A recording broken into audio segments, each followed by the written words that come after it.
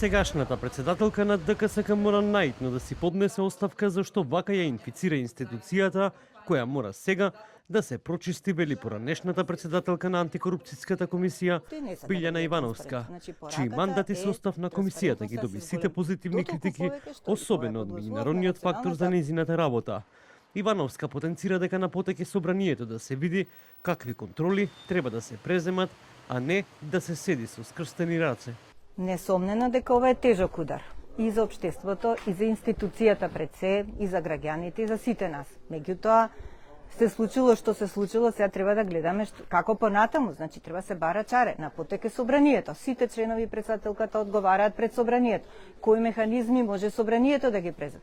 Што може самата институција да направи од аспект на самопроценка на ризици од корупција? Ние сме правили претходно во насока на зголемување на интегритетот на таа институција, имаме регистар со ризици од корупција и мерки како тие да се надминуваат. Значи тоа треба сега да се преиспита, да се види кои се високите ризици, со какви контроли треба да се покријат и така натаму. Значи не треба да се седи со скрстени раце. И прво и основно е дека председателката мора поднаитно да си поднесе оставка, затоа што на овој начин се уште ја инфицира институцијата. Значи треба да се тргне за да може институцијата слободно да се чисти.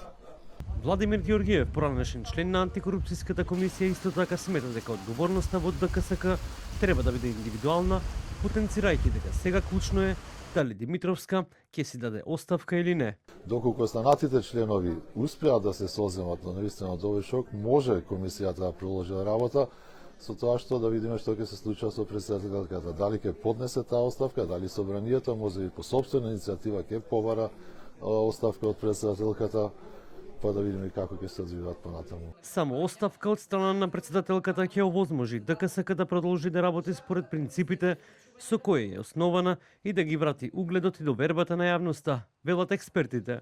Постојат повеќе правни механизми, оставка поднесување од морални причини во моментот е мерка која што и стои на располагање и да се разбереме, тоа не значи дека се прифаќа вината. Поднесување на оставка од морални причини е еден доблесен чин кој што нели ќе покаже дека лицата се со интегритета и ќе овозможи да институцијата продолжи да работи согласно принципите на кои што е заснована.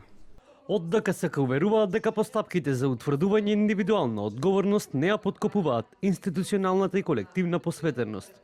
Свесни сме за важноста и значењето на довербата од јавноста. Затоа ќе продолжиме да работиме со највисока транспарентност и да соработуваме со надлежните институции, обезбедувајќи почитување на законите и највисоките етички стандарди во рамки на ДКСК. Дали и како ќе постапи собранието во конкретната ситуација? Првиот човек на законодавниот дом Африм Гаши избра да молчи. Не одговори ниту на повиците, ниту на пораките.